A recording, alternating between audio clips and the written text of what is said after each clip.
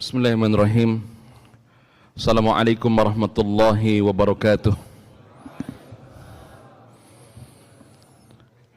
Alhamdulillahilladzi khalaqal mauta wal hayata liyabluwakum ayyukum ahsanu amala. Asyhadu an la ilaha illallah wahdahu la syarikalah wa asyhadu anna Muhammadan abduhu wa rasuluhu alladzi la nabiyya ba'dahu. Allahumma salli wa sallim wa zid wa barik wa an'im ala nabiyyina wa rasulina wa maulana Muhammad sallallahu alaihi wasallam wa ala alihi wa sahbihi wa man tabi'ahum bi ihsanin illa yaumiddin. Qala Allah Ta'ala fi kitabihil karim, a'udzu billahi minasy syaithanir rajim. Ya ayyuhalladzina amanu taqullaha haqqa tuqatih wa la tamutunna illa wa antum muslimun. وقال عز وجل يا أيها الناس اتقوا ربكم الذي خلقكم من نفس واحدة وخلق منها زوجها وبث منهما رجالا كثيرا ونساء واتقوا الله الذي تساءلون به والأرحم إن الله كان عليكم رقيبا. وقال سبحانه يا أيها الذين آمنوا اتقوا الله وَلْتَنْظُرْ نَفْسٌ مَا قَدَّمَتْ لِغَدٍ وَاتَّقُوا اللَّهَ إِنَّ اللَّهَ خَبِيرٌ بِمَا تَعْمَلُونَ. أيها الإخوان والأخوات, azani Allah wa iyyakum. Alhamdulillah, segala puji bagi Allah Subhanahu wa taala. Di sore kali ini Allah kumpulkan kita di sebuah acara yang malaikat menurunkan sayap-sayapnya, ridho dengan perilaku kita. Ini Nabi yang mengatakan bahwasannya tatkala para penuntut ilmu ini didatangi oleh malaikat dan malaikat merendahkan sayapnya karena ridho dengan perilaku kita. Dan ini merupakan keutamaan kita mengejar ilmu akhirat di atas ilmu dunia.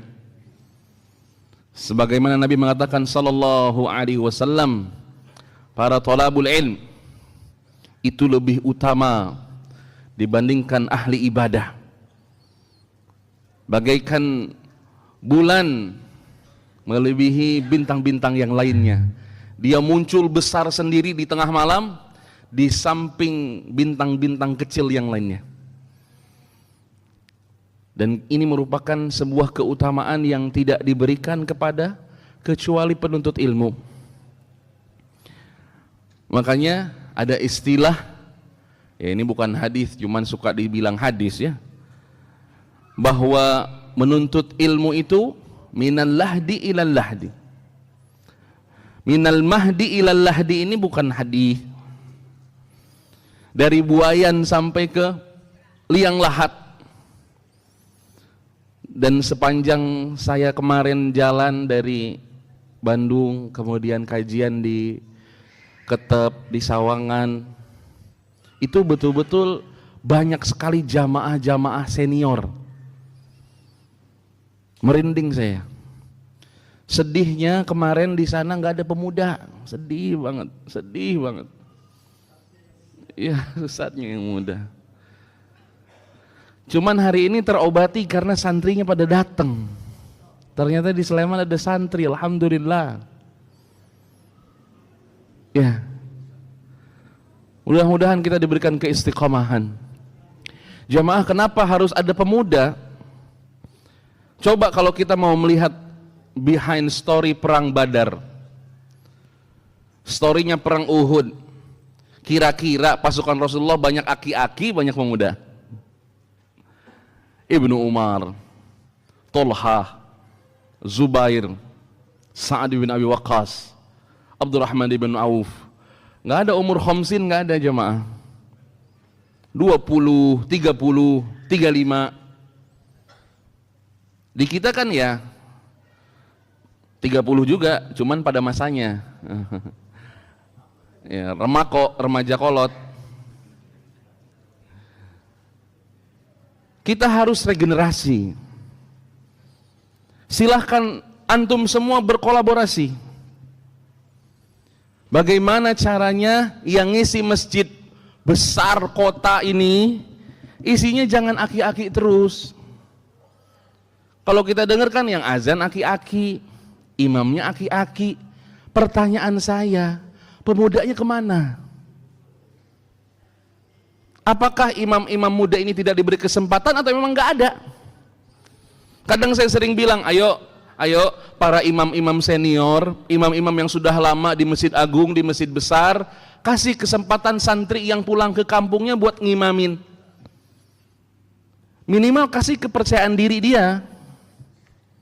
Kasih kepercayaan diri. Ayo azan, suruh azan.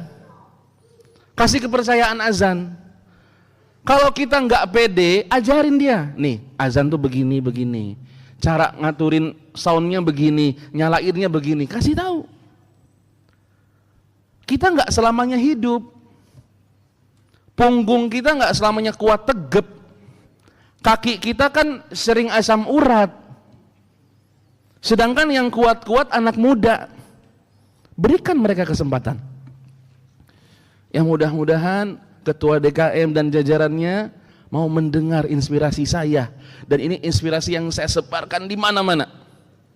Saya pengen ada satu aja imam zuhur pemuda aja. Klasifikasinya ini minimal deh juz 30 oke deh, kasih zuhur. Kalau 3 juz, 30, 29, 28 kasih maghrib. Ya.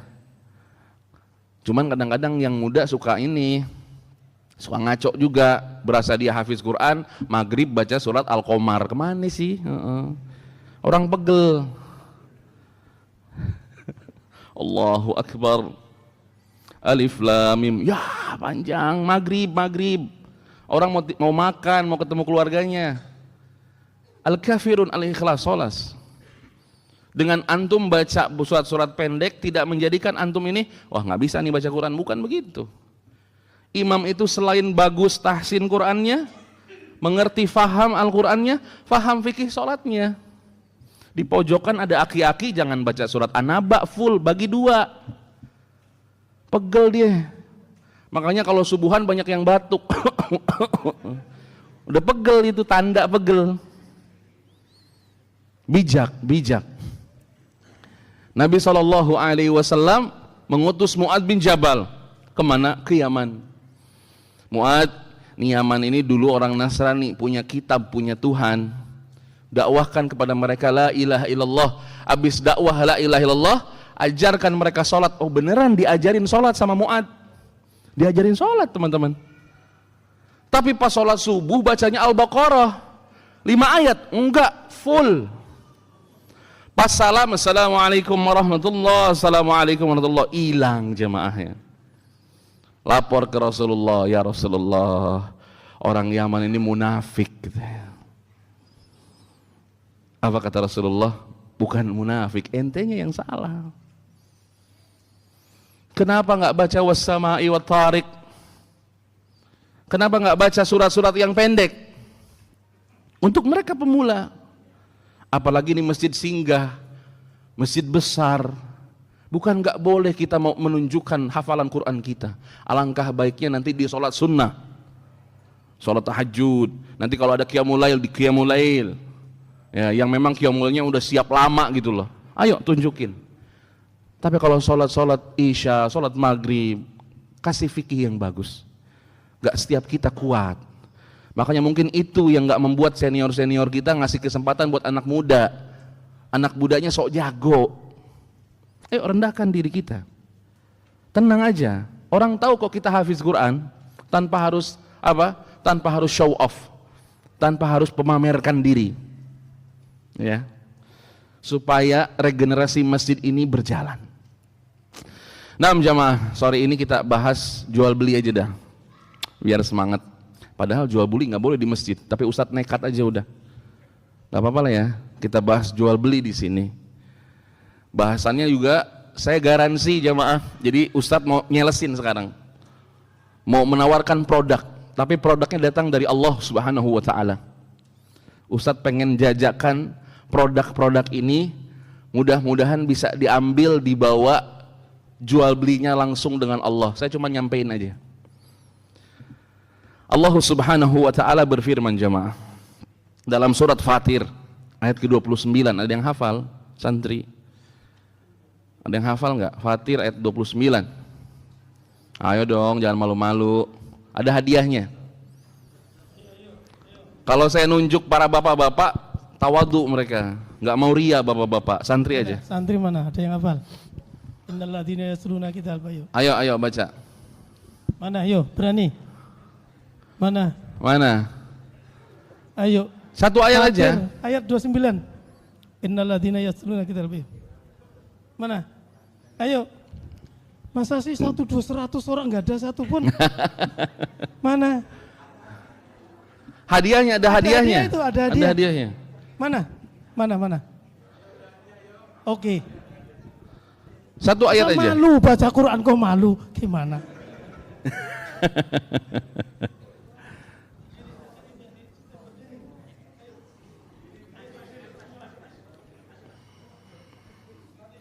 Masuk YouTube Ustaz.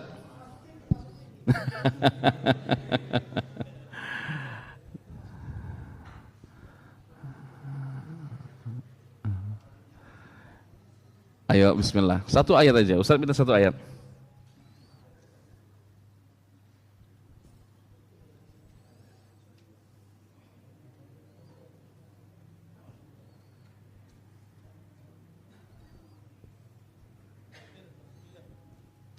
Bisa? Ya bismillah. A'udzu billahi minasy syaithanir rajim.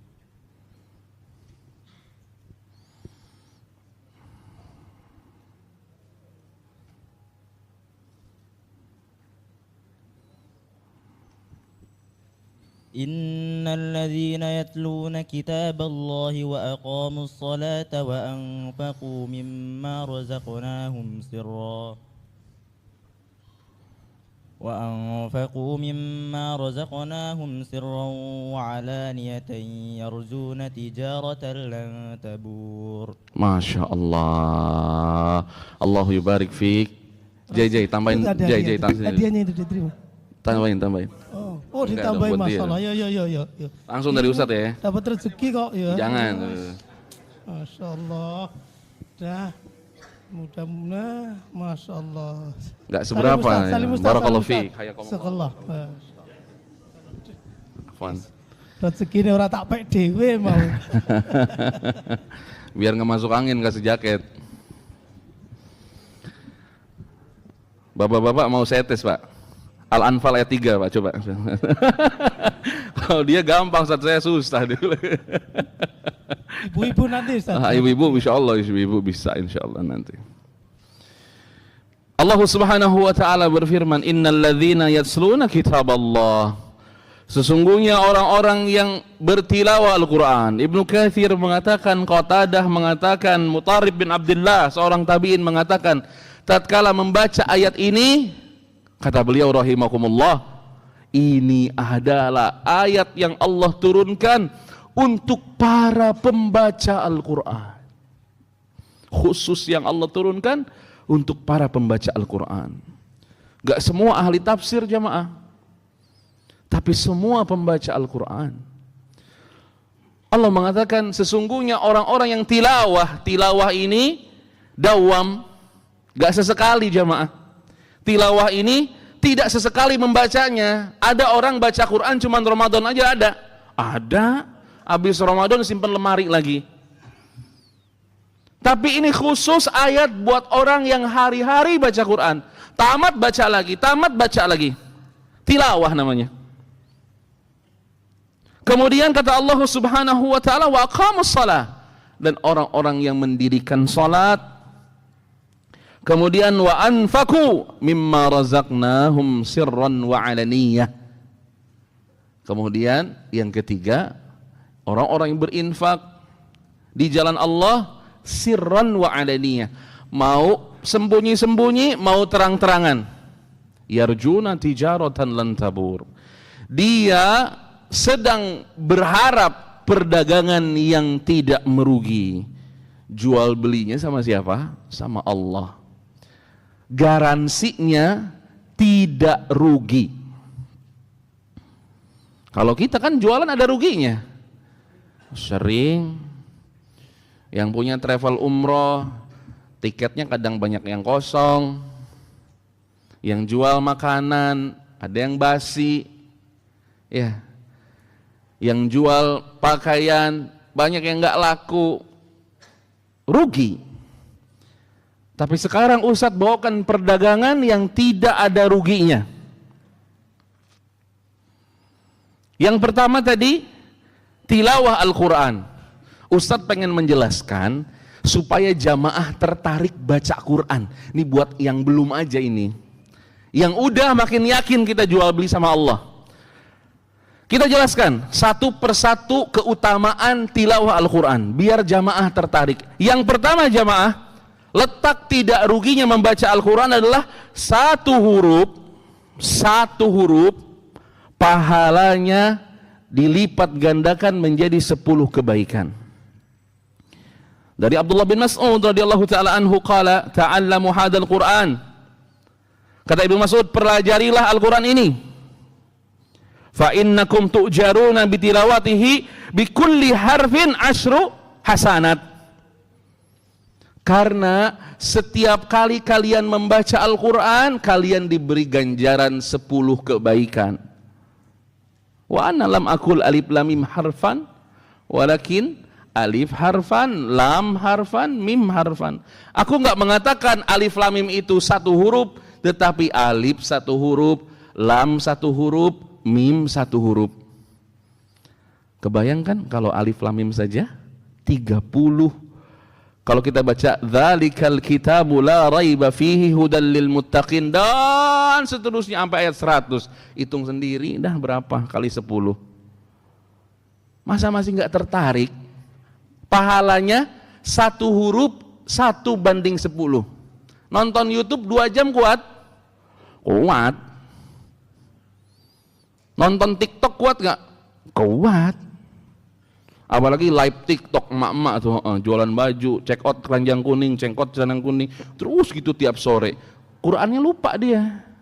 Nonton live TikTok gak ada pahalanya. Tapi Quran yang menyediakan 10 pahala di setiap huruf, lupa kita. Kadang subuh doang dibuka, ya udah gitu aja gitu. Murojaah ya udah gitu aja gitu. Ayo dong. Al-Quran ini satu huruf 10 kebaikan. Masih nggak tertarik? Ustadz kasih yang kedua. Setiap kali bertambah kualitas bacaan kita, setiap kali bertambah kualitas bacaan, ya, bacaan kita dalam membaca Al-Quran, maka bertambah pula pahalanya. Kan ada di antara kita ini yang bacaan Qur'annya Al-Fatihah 7 ayat, salah 7 ada. Ada. Yang tahsinnya masih ketukar-tukar, hamzah sama ain, ha sama ha. Apalagi orang Jawa susah, ha semua. Sama kayak orang Sunda nggak bisa bilang fa, pa, sama gitu bu. Tapi kata Nabi SAW, oh jangan berkecil hati. Ibunda Aisyah radhiyallahu anha meriwayatkan sebuah hadis, qala Rasulullah sallallahu alaihi wasallam, al-mahiru bil Qur'an ma'a safaratil kiramin bararah. Yang mahir baca Quran dinaungi malaikat. Ya. Yang senantiasa malaikatnya itu taat kepada Allah Subhanahu wa taala, ditemenin malaikat, orang yang lancar baca Qur'annya. Tapi yang terbata-bata, bahasa Nabi, wa may yatata'ta, ya, inna lillahi wa inna ilaihi rajiun jadinya. Ya, yang bulak-balik bacanya bulak-balik. Ya tata'ta. Gak lancar. Maka kata Nabi sallallahu alaihi wasallam, falahu ajron, bagi dia apa? 2 pahalanya. Jadi jangan minder. Kalau kita bacaan Qur'annya belum lancar kayak tetangga, baca aja. Makin sering kita baca, makin biasa kita melihat, makin lancar. Kenapa kita terbata-bata karena kita jarang ngelihat bacaan Arab. Yang lebih kaget lagi kalau nanti habis dari Quran baca hadis. Ikhfa pada dipakai kalau baca hadis. Santri kelihatan banget kalau baca hadis ikhfanya dipakai. Ya kan ya? Padahal beda baca Al-Quran dengan baca hadis. Perlu pembiasaan. Makanya Nabi mengatakan, wa may yatata'ata, siapa yang terbata-bata, paham. Nabi itu cerdas. Walaupun ummi, nggak bisa baca, nggak bisa tulis, Nabi itu cerdas. Nggak semua nanti umatnya orang Arab. Orang Arab aja terbata-bata. Sampai Umar pada masanya dia jadi khalifah, ta'allamu lughatakum. Umar mengatakan kepada orang-orang Arab, belajarlah bahasa kalian. Karena belajar bahasa Arab, belajar agama, kata Umar. Kalau kita kan belajar bahasa Arab, coba Ustadz Imam bikin halaqah bahasa Arab. Awalnya 70. Sebulan kemudian 5 orang. Sisanya syahid, Ustadz, syahid. Syahid, entah kemana. Atau Ustadz bikin apa? Halaqah tahsin. Awal masuk pendaftaran 120. Sebulan kemudian 3 orang, aki-aki semua. Susah katanya Ustadz, tahsin susah banget Ustadz. Ya Allah, belajar.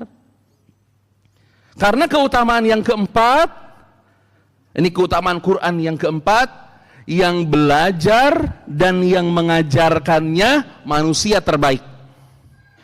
Utsman bin Affan radhiyallahu taala anhu meriwayatkan sebuah hadis yang luar biasa. Kata Utsman, qala Nabi sallallahu alaihi wasallam, khairukum man ta'allama al-Qur'ana wa 'allamah. Sebaik-baik kalian yang belajar Al-Qur'an dan mengajarkannya. Jadi kalau ada ustadz ngajar Iqra, jangan minder. Anak pengen kayak antum ustadz, punya YouTube, punya itu. Kejauhan. Saya aja milihnya pengen ngajarin Iqra, pengennya begitu. Cuman kadung kejebrus begini. Saya punya PAUD di yayasan tadi, ada PAUD, ada TPA, ya.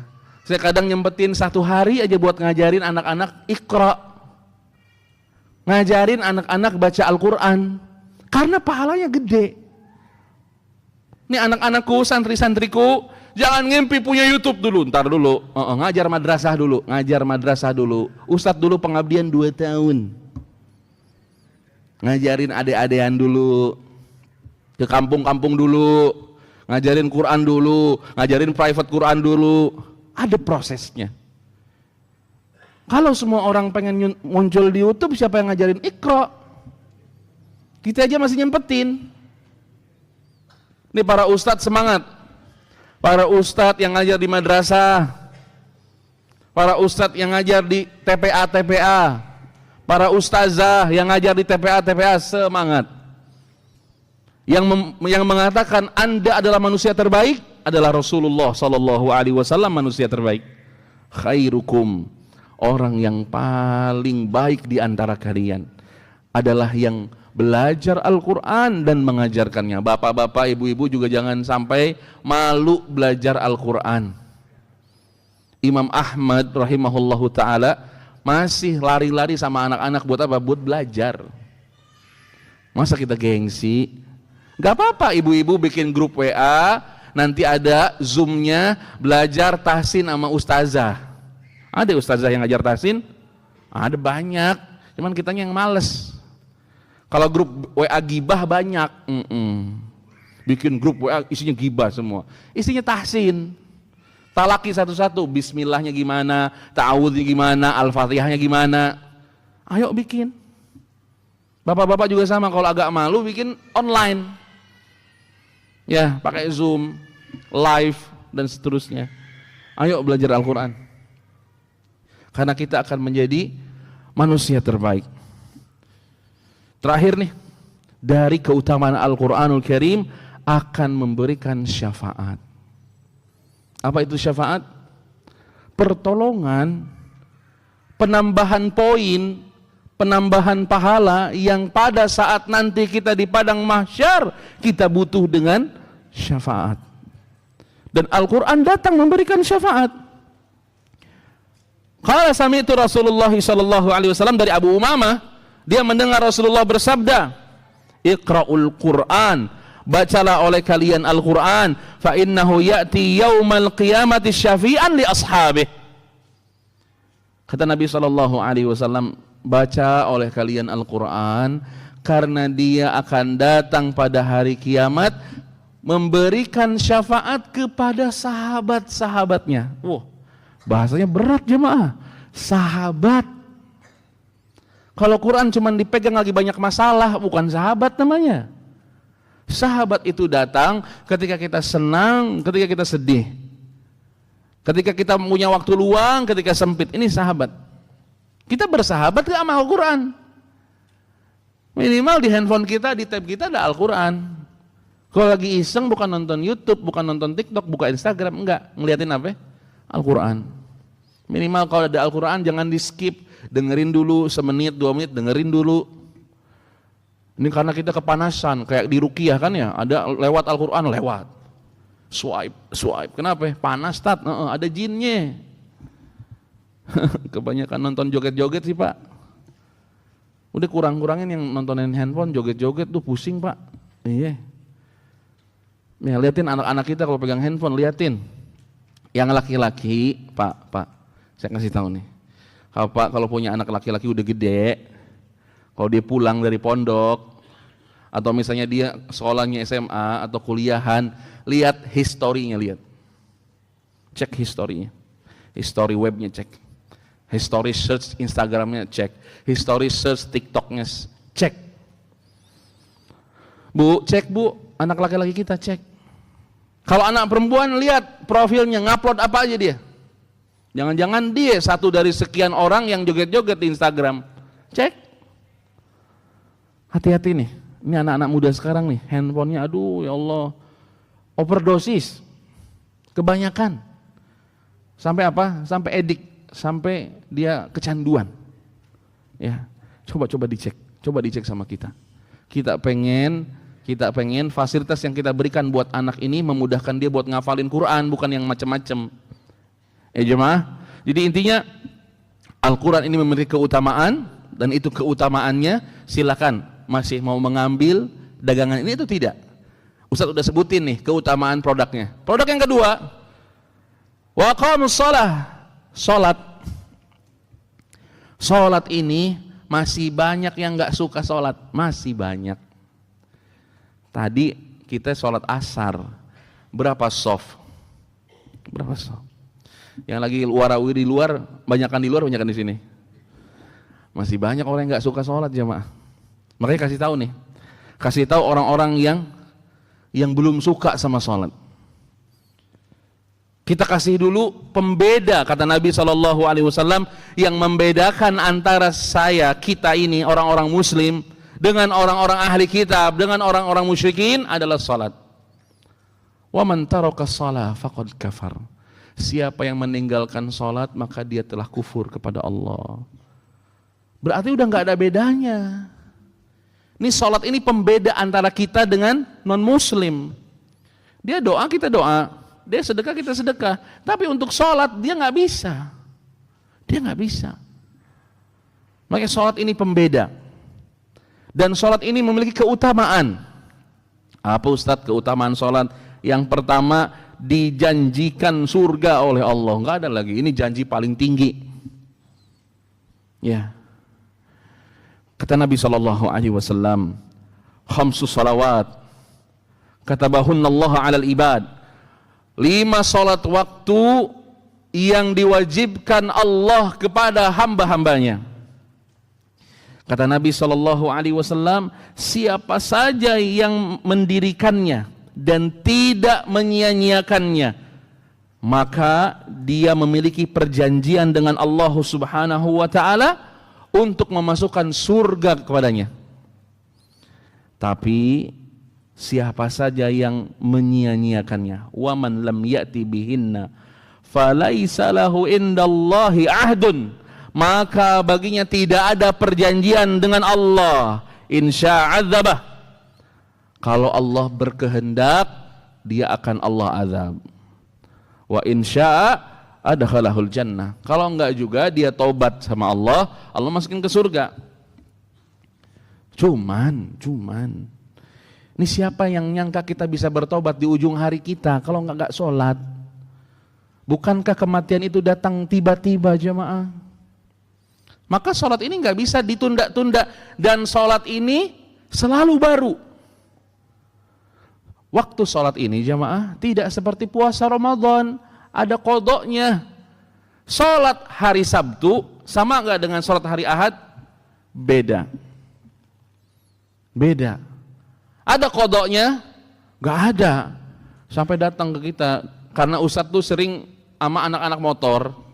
Ada nih anak motor satu udah nggak sholat sejak dia umur 25 tahun sampai dia ketemu Ustadz. Ustadz, kita udah kurang lebih 15 tahun nih nggak sholat. Saya kodok nggak nih yang 15 tahun? Ustadz banyak banget.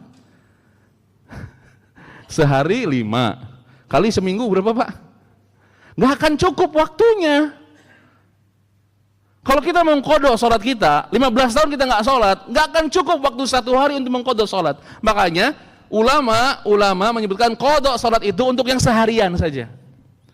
Bapak pingsan dari pagi sampai malam, pingsan ini kejadiannya, atau di anestesi misalnya. Nggak sholat zuhur, nggak sholat asar, nggak sholat maghrib, nggak sholat isya, cuma sholat subuh doang. Anestesi jam 7 pagi, di anestesi, dibius Pak, tuh pingsan dah sampai malam. Belum sholat zuhur, belum sholat asar, maghrib, isya. Bangun sadar, sehat lagi kita, sholat. Seharian itu sholat kita. Itu aja kita capek. Ini 15 tahun nggak sholat, gimana dong Ustaz? Tobat sudah. Tidak akan berulang hari yang kita tinggalkan dari sholat kita, nggak akan berulang lagi. Terus baru.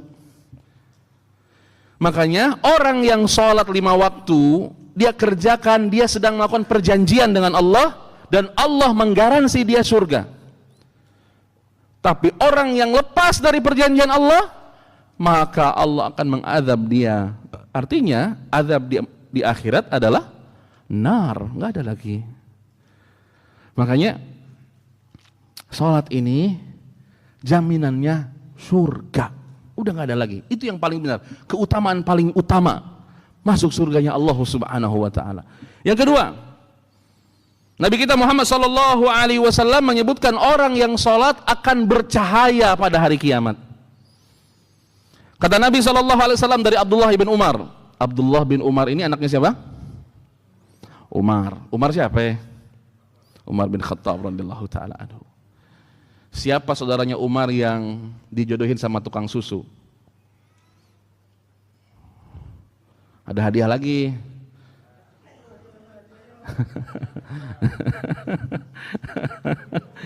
Ayo. Mana hadiah? Ibu-ibu silakan monggo. Ada? Hadiah? Oh ini hadiahnya. Masya Allah. Oh besar banget. Wah Masya Allah istimewa. Ibu-ibu ada enggak? Mana? Bapak-bapak? Kalau nggak ada ya santri lagi. Oh berani? Ya sini ke depan sini. Sini. Berani ya maju. Sini. Ada nih. Sini Mas. Iya. Siapa namanya? Sini. Jangan kasih tahu sama temennya, ntar jas hujannya dibagi-bagi sama temennya. Disobek-sobek. Hasim. Namanya siapa? Hasim. Nama antum siapa? Iya. Nih. Belum jawabannya belum. Makanya kaget, namanya Hasim, jawabannya Hasim loh beneran. Siapa? Kadli.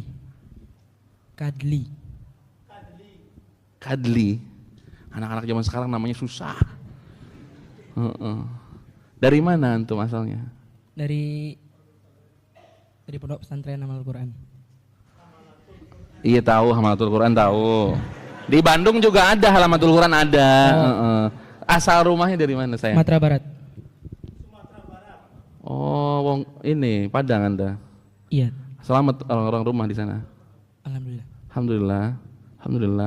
Jadi siapa anak Umar yang dinikahkan ke tukang penjual susu? Asim bin Umar. Nanti keturunannya siapa? Lahirin siapa? Walah, repot. Sini. Tambah lagi. Assalamualaikum. Hayakallah, barakallahu fiik. Hayakallah. Wah, ibu-ibu jadi kepingin hadiah ibu ya. Sabar. Baik. Jamaah, Asim bin Umar. Ya, anak Umar banyak. Salah satunya Asim bin Umar ini dinikahkan oleh Umar dengan penjual susu. Nanti dari Asim dan penjual susu ini lahir Umar bin Abdul Aziz. Taib. Kata Abdullah bin Umar radhiyallahu anhu, Nabi sallallahu alaihi wasallam menyebutkan tentang salat. Ya.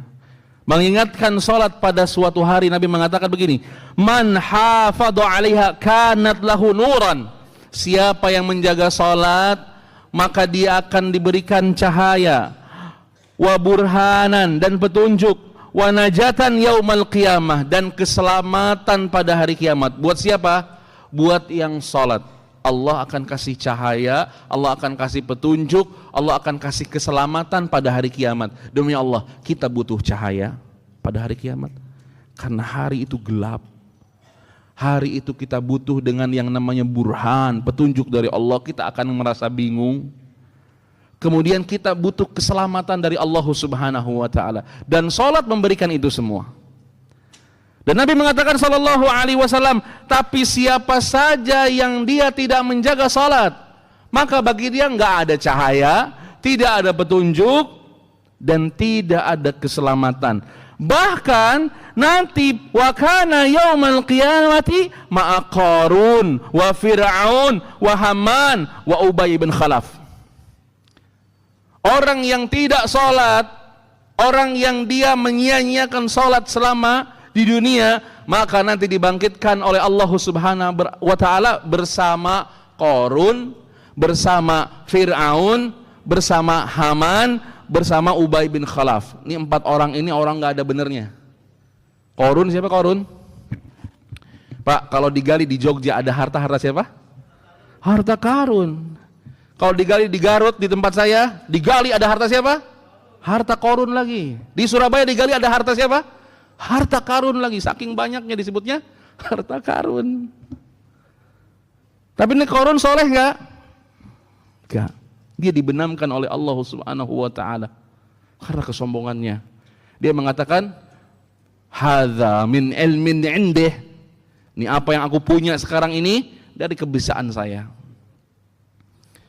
Dibangkitkan dengan Fir'aun. Siapa Fir'aun? Fir'aun rajanya ketika memimpin Nabi Musa, dia mengaku Tuhan, Allah tenggelamkan dia. Haman menterinya, menteri Firaun. Ubay bin Khalaf siapa? Dedengkot Quraisy.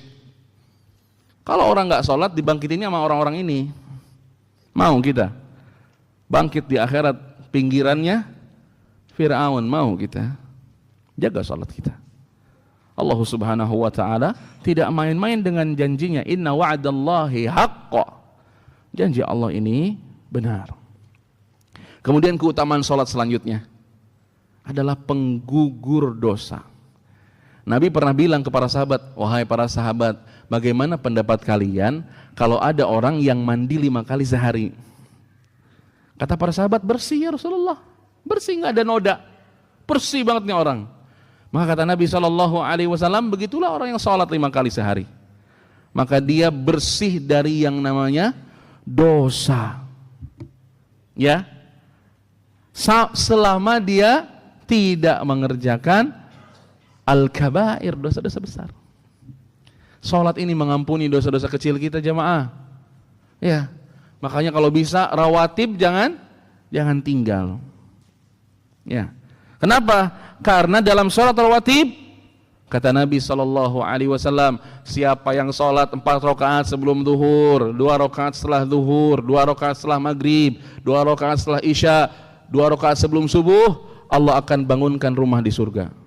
Bukan rumah lagi, istana di surga. Mau dibangunin istana? Kalau di sini cuma sultan aja yang punya.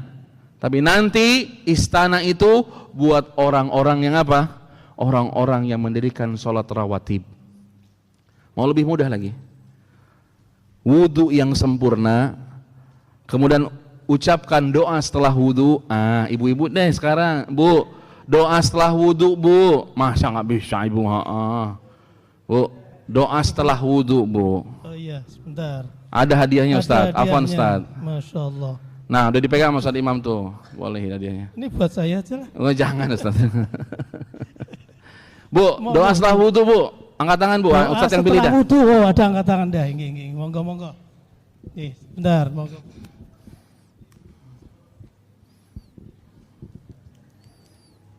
Asyhadu alla ilaha illallah wahdahu la syarikalah wa asyhadu anna Muhammadan abduhu wa rasuluh.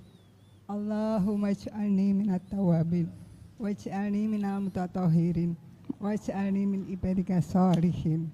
Masya Allah. Bu, doain saya ya, Bu. Doain saya ya. Doain saya.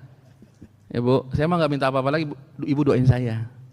Ya, saya lagi nyogok ibu itu. Lagi nyogok itu, boleh nggak? Saya pengen didoain. Ya, Bu ya, doain yang baik-baik buat saya, Bu. Ya, bismillah. Kata Nabi SAW, siapa yang sempurna wudunya, kemudian berdoa seperti yang ibu baca barusan. Cuman, Bu, ini mas saran saya, riwayat Imam Tirmidzi itu, Allahumma ja'alni minat tawwabin waj'alni minal mutatahhirin. Stop sampai situ. Ya, maka dibangunkan rumah di surga. Belum sholat, baru wudu, dibangunin rumah di surga. Sholat itu perjalanannya saja punya pahala. Tiap langkah yang kita keluarkan untuk ke masjid diangkat derajatnya oleh Allah. Banyak banget keutamaan sholat. Jadi aneh banget kalau orang masih gak sholat. Ya, keutamaannya banyak. Makanya yuk galakan sholat di masjid. Kita seru, ya, kita kolaborasi dengan banyak ormas, kita kolaborasi dengan banyak yayasan untuk menggalakkan sholat wajib di masjid. Biar ramai masjid kita, biar keutamaannya nyampe sama mereka. Ya, tapi kalau ibu-ibu kalau ke masjid harus izin sama siapa? Sama suami. Tapi kalau suami izinnya, istri izin ke suami minta ke masjid, kata Rasulullah SAW nggak boleh dilarang. Artinya harus ditemenin, Pak. Bukan ya udah sono, ya udah sono. Bapak ke masjid juga. Pak, jangan sampai yang rajin ke masjid ibu. Lama-lama bapak yang pakai kerudung, besok gitu. Bu, kalau suami sholat di rumah mulu, Bu, kasih mukena. Ini sayang mukenanya gitu. Bu, ada seorang sahabat buta. Siapa namanya? Ibnu Ummi Maktum. Ustaz, habis Ustaz, ada hadiahnya Ustaz. Sabar Ustaz. Kalau semuanya jadi pertanyaan, amplop saya habis Ustaz. Masih satu kali, jogo kalian satu kali lagi Ustaz. Abdullah bin Ummi Maktum. Buta. Gelap. Pandangannya zero vision. Kan buta itu ada beberapa macam, ada yang ada low light, ada yang masih bisa ngelihat, ada yang benar-benar zero, ada yang benar-benar yang gelap banget. Ibnu Ummi Maktum ini gelap. Kemudian, ya Rasulullah, boleh nggak aku izin nggak ke masjid? Buta ini, Bu. Ini biar lakinya pada sadar. Ini orang buta izin sama Rasulullah, ya Rasulullah, boleh nggak aku izin nggak ke masjid? Awalnya Nabi bilang, na'am. Tapi Nabi merevisi dengan mengatakan begini, hal sami'tal adzan? Kamu mendengar azan, wahai Ibnu Ummi Maktum? Dia menjawab, na'am ya Rasulullah. Apa jawaban Rasulullah? Fa'ajib, datangilah. Loh, kalau orang buta aja disuruh datang ke masjid, apalagi kita udah pakai kacamata ini, masa nggak ke masjid juga? Artinya ulama Hambali, ulama Syafi'i, ya, sebagian ulama Maliki, sebagian ulama Hanafi mengatakan ini wajib. Salat wajib bagi laki-laki datang ke masjid. Salat wajib datang ke masjid kecuali ada uzur syar'i. Apa uzur syar'inya? Sakit, hujan. Orang sini bilangnya udan. Ya, apalagi? Safar. Safar. Itu ada rukhsah, ada keringanan. Ya. Tapi kalau misalnya sakitnya cuman sakit gigi,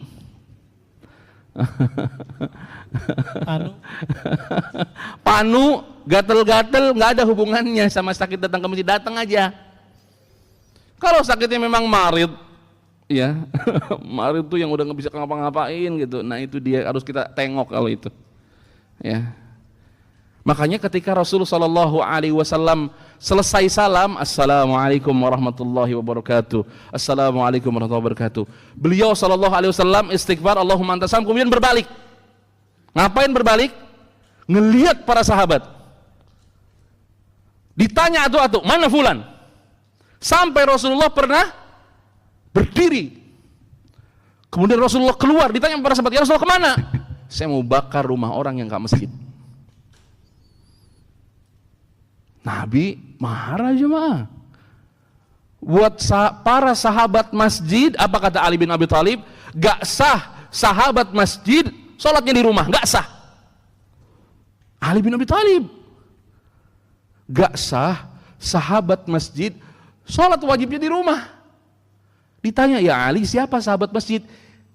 Hum yasma'unal adzan, mereka yang mendengarkan azan. Loh. Kok jadi berat Ustadz? Loh emang iya. Laki-laki itu izah sholatnya kemana? Ke masjid. Kalau udah sering di rumah bu, lemah lembut aja, sayang. Ini mukenahnya, ini sejadahnya. Silakan sholat di kamar seperti bagaimana aku sholat. Ya, Pak, semangat Pak. Datang ke masjid ini Pak. Sayang ini masjid udah direnovasi, udah wangi, ada AC-nya, ada kipasnya, karpetnya lembut, nggak keras, kalau sujud enak. Masih sholat di rumah? Aneh banget. Saya ntar motor dihisab sama Allah. Punya motor bagus-bagus nggak pernah di parkiran masjid. Sendal bagus-bagus nggak pernah terparkir di depan masjid. Sekalinya ke masjid di depan imam, mau? Mau Bapak sekalinya ke masjid tapi di depan imam? Iya itu dia. Oh di depan apa nih? Sekalinya ke sholat, dia disolatin, mau. Dia pengen disolatin di masjid, tapi dia nggak pernah ke masjid, kan malu. Ayo dong, sholat ya. Dan laki-laki maksimalkan sholat berjamaah di masjid. Terakhir, jamaah terakhir, produk ketiga adalah sedekah. Sedekah ini, kata Abu Hurairah radhiyallahu taala anhu, bertanya ke Rasulullah, ya Rasulullah, sedekah apa yang pahalanya paling besar? Ya. Ay sadaqatin a'zamu ajra, kata Abu Hurairah. Qal anta saddaqa wa anta sahih wa syahih. Sedekah paling besar itu pahalanya, kata Nabi SAW, pada saat engkau ada dan masih sehat. Sahih wa syahih. Ada duitnya, sehat keadaan kita. Ini premier time buat kita apa? Bersedekah. Kemudian apalagi? Tahsyal faqra. Ketika saat kita takut fakir, duit di dompet tinggal 50.000 lagi, ada yang minta, Mas bro, aku belum mangan. Walah, duit tinggal 50.000 lagi. Kalau kita kasih, fakir kita, nggak punya duit lagi. Di saat itulah sedekah terbaik. Mas bro, sampai 15.000, aku sisanya ya, aku harus pulang. Kasih 15.000, ini sedekah terbaik. Jangan dikasih semuanya, konyol namanya. Ustaz, anak ini Abu Bakar Ustaz, saya sedekahkan seluruh hartaku untuk Rasulullah. Bukan, ente bukan Abu Bakar, gak kuat ente. Ketika Abu Bakar ditanya sama Rasulullah, apa yang engkau sisakan untuk keluargamu? Dia bilang apa? Allah dan Rasulnya menjamin saya. Coba kita bilang sama istri kita, Mas, duit yang tadi mana Mas? Aku sedekahkan fisabilillah. Kamu urusan Allah dan Rasulnya. Dicerai sampean. Hari ini kita hulu aja. Jangan main-main. Ente bukan Abu Bakar, ente bukan Umar yang bisa setengah harta kita keluarin. Bukan. Ini bukan uji nyali ini.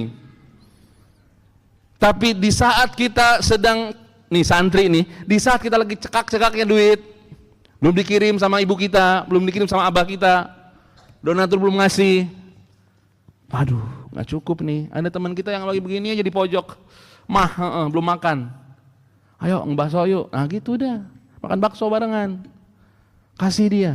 Sedekah terbaik di saat kita merasa fakir, kita butuh banget. Kemudian di saat engkau berangan-angan menjadi kaya, kan kita sering ngayal pengen kaya kan ya gitu ya. Lagi nabung Ustaz, bismillah ya Allah saya pengen bangun rumah, tiba-tiba ada paman kita datang, tolong dong bantu anak saya lagi di rumah sakit. Kita lagi berangan-angan pengen ngebangun rumah, tiba-tiba ada orang yang datang minjem duit, yang potensi ngebalikinnya Allahu a'lam. Kan gitu kan ya, ada orang yang minjem duit sama kita, potensi baliknya itu Allahu a'lam. Dari doa aja udah. Ketika kita berangan-angan pengen kaya, disitulah kita sedekah terbaik. Sampai Nabi mengatakan sallallahu alaihi wasallam, jangan sampai wala tumhil hatta idza balagatil hulqum. Jangan sampai kalian menunda-nunda sedekah sampai nyawa kita ada di tenggorokan. Jangan ditunda-tunda. Ya. Kemudian kita mengatakan qultu li fulan kadza, li fulan kadza, li fulan kadza. Entar udah mau mati, bagiin ke sini segini, bagiin ke sini segini, udah enggak bermanfaat lagi. Makanya Nabi SAW pernah habis salam langsung berdiri, kemudian ditanya, ya Rasulullah enggak zikir dulu? Enggak, aku punya hajat, aku takut lupa. Bersegera Rasulullah SAW. Dan ketika Ramadan lebih cepat dibandingkan angin. Nabi kalau sedekah tuh cepet banget, udah nggak pernah mikir 2 kali 3 kali, udah keluarin duit, gitu aja. Bukankah Allah yang mengatakan, ya, ketika orang-orang yang mati itu, dia mengatakan laula akhartani ila ajalin qarib fa asaddaqa wa akum minas salihin. Orang yang dicabut nyawanya itu bukan pengen sholat, bukan pengen haji, bukan pengen umrah, pengen apa? Pengen sedekah. Sekarang kita duit kita dipeluk, dicek tiap hari di rekening, wah aman nih, besok meninggal. Gak pernah masjid besar keisi duit sama kita, belum pernah. Ada sih Ustaz 2.000, tapi udah lecek juga itu. Kok pilih-pilih? Jamaah, jangan sampai Allah paksa ambil harta kita. Jangan sampai Allah paksa ambil harta kita. Harta kita ini harus dikeluarkan, unfik, harus dikeluarkan. Ada bagian jatah orang lain. Jangan sampai Allah paksa cara mengeluarkannya. Emang ada Ustaz Allah memaksa mengeluarkan harta kita? Ada. Kita sakit, anak sakit, istri sakit. Kan siapa yang tega? Duit tetap keluar. Ban mobil bocor, motor mogok, handphone jatuh, rusak kudu diservis dan seterusnya. Itu cara Allah memaksa mengambil harta kita. Mau kita dengan sukarela sedekah atau dipaksa kayak barusan? Ayo keluarkan harta kita. Karena setiap harta yang dikeluarkan berpahala jamaah. Bahkan ada pahala jariyah namanya dari sedekah. Pahala yang ngalir walaupun kita telah wafat. Ya. Kemudian sebagai penutup bahwa tadi Ustaz bilang, ya, Allah mengatakan wa anfaqu mimma razaqnahum sirran wa alaniyah. Ya. Berinfak dengan cara terang-terangan dan sembunyi-sembunyi. Hari ini banyak teman-teman kita yang harus mendokumentasikan sedekahnya, bantuannya. Gak ada masalah secara hukum karena boleh bersedekah secara terang-terangan, dibewarakan, diberitakan boleh. Tapi harus jaga niat. Allah yang mengatakan, ya ayyuhalladzina amanu la tubtilu sadaqatikum bil manni wal adha. Wahai orang-orang yang beriman, jangan batalkan pahala sedekah kalian dengan disebut-sebut dan menyakiti hati yang menerima. Disebut-sebut, mimbar dari saya. Tahu nggak masjid besar, lemari Qurannya dari saya. Satu Sleman tahu lemari dari dia. Buat apa? Boleh nggak Ustaz kita mengungkit-ungkit itu? Boleh. Dari orang tua sama anak, boleh. Dari suami ke istri, boleh Pak. Boleh ngungkit-ngungkit, kata para ulama boleh. Dua orang ini boleh ngungkit-ngungkit kebaikan. Orang tua ke anak, suami ke istri. Untuk apa? Ditadribat, watarbiyat, untuk ngasih faham sama dia. Boleh. Bapak ngungkit-ngungkit sama istri, boleh Pak. Kamu tuh udah dikasih motor, udah dikasih ini, masih aja kelihatan. Nah gitu, boleh itu. Itu boleh. Sama anak kita juga boleh. Kamu ini udah disekolahin, udah dikasih jajan, udah boleh. Itu boleh, ngungkit-ngungkit itu boleh. Tapi untuk yang lain, no, nggak boleh. Laijus, nggak boleh. Bisa membatalkan apa? Pahala sedekah kita. Atau menyakiti hati penerima. Oh ini nggak boleh ini. Pantrang ini. Dengan cara lisan ataupun fisik.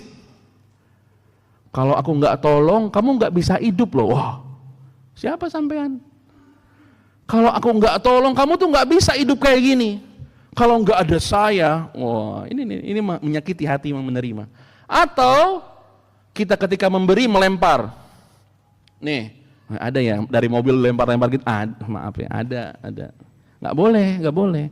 Kasih dengan cara yang baik. Ya, tidak menghinakan orang yang diberi. Sebagian ulama mengatakan harusnya yang memberi berterima kasih kepada siapa? Yang diberi. Gak kebalik Ustaz. Ini anak dapat ilmu dari Ustaz Firanda. Yang memberi harusnya apa? Berterima kasih kepada yang diberi. Kenapa? Yang bertambah hartanya yang memberi, yang diberi. Yang memberi loh 700 kali lipat bertambah dia. Dia ngeluarin 10.000, nambahnya berapa? 7 juta dia. Keuntung mana? Untung yang ngasih. Yang lolos dari bala, yang lolos dari penyakit jelek, dari kematian yang jelek siapa? Yang diberi, yang memberi. Yang memberi. Harusnya dia berterima kasih. Terima kasih ya, udah mau saya beri. Banyak keutamaannya. Makanya pesan Ustadz, ma naqasat sadaqatin min man, tidak akan berkurang harta ketika disedekahkan. Yuk, sedekah itu bukan gede-gedean, tapi masalahnya ikhlas.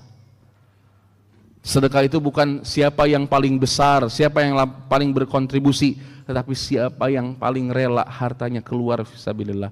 Gak usah banyak, tidak usah gede-gedean, yang penting bermanfaat dan ada jariahnya jemaah.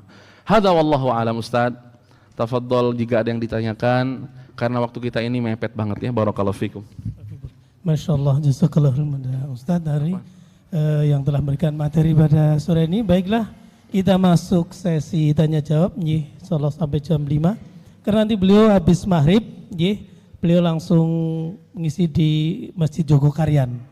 Dan jangan lupa besok pada subuh, beliau di Masjid Agung Sleman, insyaallah. Monggo bisa didatangi, naik Masjid Jogokarian mungkin jauh. Besok di Masjid Agung Sleman habis subuh sampai syuruk insyaallah. Baik, silakan monggo, ada yang bertanya, ini belum ada yang masuk. Oh nggih, monggo. Yang padat cepat nggih, mboten sah cerita. Bismillahirrahmanirrahim. Assalamualaikum warahmatullahi wabarakatuh. Waalaikumsalam warahmatullahi wabarakatuh. Baik, alhamdulillah, mengutip dari kajian tadi yang berkaitan dengan perniagaan yang tidak merugi berdasarkan surat Al-Fatir 29, di mana kita dengan banyak membaca Al-Quran, sholat dan sedekah. Nah ini kita berdampingan, kita dengan diskusi yang pernah saya baca, bahwasanya barang siapa yang seorang ahli Quran, dalam arti tahfidz Quran, tapi ternyata dia ada dalam hatinya ada sombong, sehingga dia tuh malah masuk ke lembah neraka yang paling curam. Ini bagaimana kesimpulannya, bagaimana untuk menghindari kita tuh nyok seneng ngapal Quran tapi agar tidak terjebak di sombongnya, agar kita tidak masuk ke lembah neraka itu, karena neraka sendiri takut dengan lembah itu sendiri. Terima kasih. Assalamualaikum warahmatullahi wabarakatuh. Waalaikumsalam warahmatullahi wabarakatuh. Iya betul. Jamaah rahimakumullah. Apakah neraka itu mengancam orang-orang pelaku maksiat saja? Tidak. Termasuk orang-orang pembaca Al-Quran. Karena Al-Quran itu hujah buat mereka dan hujah buat kita. Ustadz, gimana cara menghindari bahwa Al-Quran ini bisa menyelamatkan, bukan memadaratkan? Maka jawabannya adalah kita kerjakan isi Al-Quran. Bukan seberapa banyak kita hafal, tetapi seberapa banyak amalan kita, amal saleh kita, kehidupan kita cocok dengan Al-Quran. Kita mungkin gak hafal ayat tentang riba, tapi kita menghindari riba. Itu bagus. Itu menghindarkan kita dari nerakanya Allah. Ada orang yang hafal ayat riba, ada. Ngerjain riba, ada.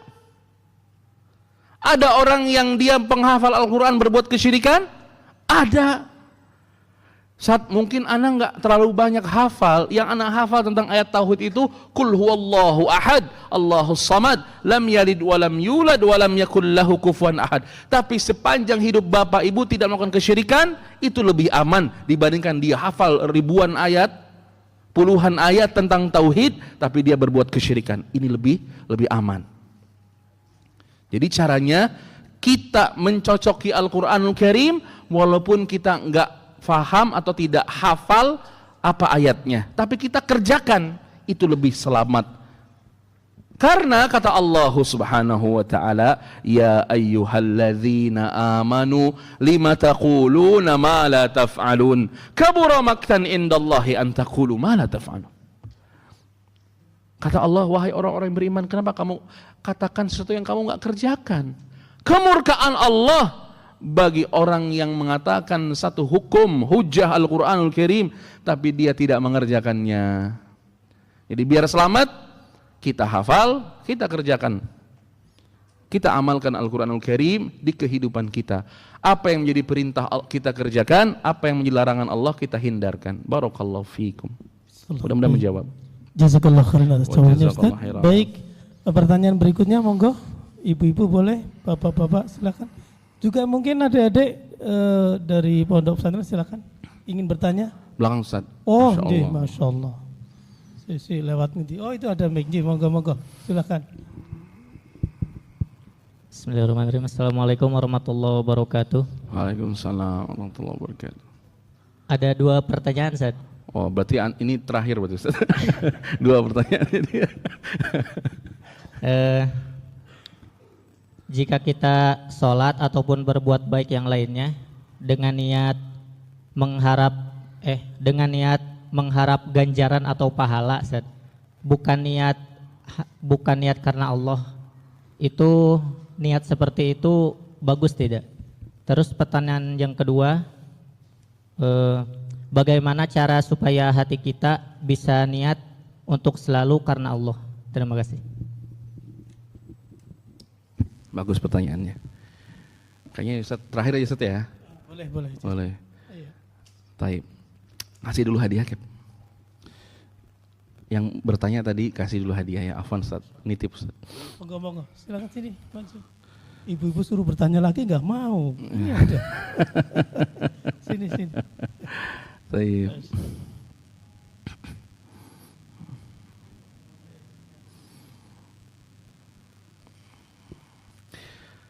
Boleh nggak kita berharap surga dari amalan soleh kita? Boleh jemaah. Jadi Allah Subhanahu wa taala yang bilang, "Wa basyiril ladzina amanu wa 'amilus shalihat anna lahum jannat." Tidak mungkin orang berharap surga pasti niatnya lillahi taala. Karena syarat diterimanya amal apa? Ikhlas dan ittiba. Karena buah dari keikhlasan itu dia dapat pahala, dapat surga. Allah yang bilang, wa basyiril ladzina amanu wa 'amilus shalihat. Berikan kabar gembira kepada orang-orang yang beriman, bima'na hadza ikhlas lillahi ta'ala wa 'amilus shalihat wa ittiba'i Rasulillah Muhammad sallallahu alaihi wasallam. Dia sudah ikhlas, dia sudah ittiba dengan amal solehnya, annalahum jannat. Allah menggunakan kalimat jama', jannat, surga-surga. Tajri min tahtiha al-anharu kullama ruziqu minha min thamarati rizqa qalu hadha alladhi ruziqna min qabli wa utubihi mutasyabiha wa lahum fiha azwajun mutahharah wa hum fiha khalidun. Saya pengen satu rumah di surga yang bidadarinya banyak. Boleh enggak? Boleh. Itulah pembeda antara kita dengan agama orang lain. Allah memberikan kepastian pahala-pahala buat orang. Sholat ke masjid 27, di Masjidil Haram 100.000, di Masjid Nabawi 1.000. Pasti. Ya. Sehingga boleh kita berharap itu. Makanya disebutin juga boleh jamaah. Kita niat nih berangkat umroh. Kenapa umroh tulus sih? Pahala satu kali sholat 100.000. Di sini pengen 100.000 berapa tahun? Wah banyak Pak. 27 dibagi 100.000 berapa? Coba hitung sendiri dah. Berapa tahun kita pengen dapat pahala 100.000? Di sana sekali sholat. Ngapain ente umroh? Pengen dapat pahala 100.000. Boleh nggak? Boleh. Memang begitu. Memang yang Nabi sebutkan begitu dan kita boleh mengharap itu. Karena dengan mengharap itu kita mengerjakan dua hal, ikhlas dan ittiba. Jadi nggak ada masalah. Dan itu ikhlas dan itu ittiba. Dan itu ajron yang di sisi Allah Subhanahu wa taala. Kalau kita beramal mengharapkan dunia, ini yang nggak boleh. Allah sebutin dalam surat Hud 15:16. Baca sendiri. Kita beramal dunia, beramal akhirat, tapi tujuannya dunia. Kayak orang puasa pengen diet. Ngapain puasa lu? Kalau dia bilang karena hari Senin Rasulullah bilang ini hari kelahirannya dan Kamis ketika amal soleh diangkat, ini boleh. Ini alasan yang boleh. Tapi kalau Senin, kenapa Senin Kamis? Lagi dietat. Boleh nggak? Boleh. Tapi dalam surat Hud ayat 15-16 nanti di akhirat nggak dapat apa-apa. Kurusnya dapat nggak? Dapat. Tapi nanti di akhirat nggak dapat apa-apa. Cuman dapat apa? Neraka kata Allah. Coba buka surat Hud 15-16. Beramal akhirat untuk niat dunia nggak boleh. Haram. Makanya pertanyaan kedua bagus. Gimana caranya biar kita menjaga keikhlasan? Nah, bikin sebuah amal yang bahkan orang terdekatmu nggak tahu. Itulah salah satu orang yang dinaungi oleh Allah di hari kiamat. Ketika dia memberi tangan kanannya, tangan kirinya nggak tahu. Bukan tangan kirinya diumpetin Pak. Kalau kita kan begini, diumpetin tangan kirinya. Tangan kanan ngasih, bukan begitu. Tapi nggak ada orang yang tahu kecuali dirinya dengan Allah. Ini cara mengukur keikhlasan kita. Ya. Dan perbaharui niat. Karena hati ini mudah berbelok. Sampai Nabi mengatakan, hati manusia itu di antara jari jemari Allah. Makanya Nabi tiap ke rumah Ummu Salamah doanya cuma satu, ya muqallibal qulub sarif qulubana ala ta'atik. Wahai yang bolak-balikan hati, tetapkan hatiku dalam ketaatan kepada Engkau. Karena hati kita ini gampang berubah. Ini udah ikhlas nih, dari rumah mau sholat wajib ke masjid besar. Allahu Akbar, sebelah kita menantu, sebelah kita mertua. Wah, jadi dibagus-bagus sholatnya. Sepersekian detik dari ikhlas jadi ria. Makanya untuk menjaga keikhlasan harus perbaharui niat kita. Aduh, istighfar, banyak-banyak istighfar. Kalau ada mulai terbesit untuk ria, istighfar, astagfirullah, astagfirullah, banyak istighfar. Ya, dan memang ini perkara yang sulit jemaah, berat. Untuk ikhlas ini berat. Makanya pahalanya surga. Ayo, mulai kita belajar untuk tidak disukai, dipuji orang. Kita belajar kalau nggak dipuji nggak apa-apa. Belajar untuk tidak butuh validasi dari orang lain, belajar. Biar hati kita lempeng, lurus, hanya berharap wajah Allah saja. Hadza wallahu a'lam yumkin Ustaz. Barakallahu fikum, barakallahu fikum. Masya Allah, jazakallah khairan Ustaz.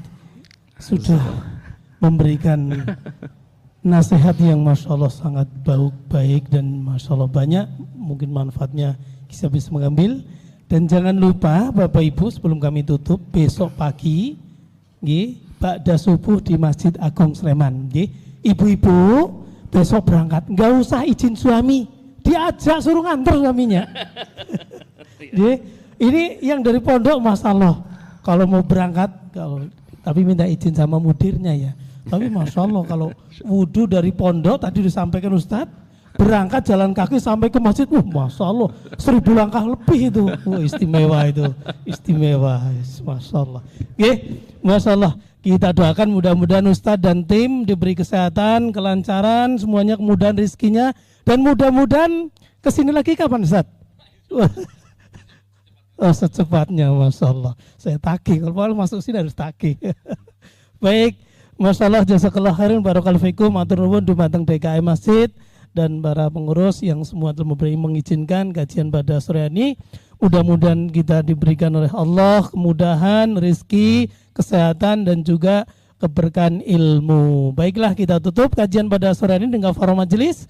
Subhanakallahumma wa bihamdika asyhadu an la ilaha illa anta astaghfiruka wa atubu ilaik.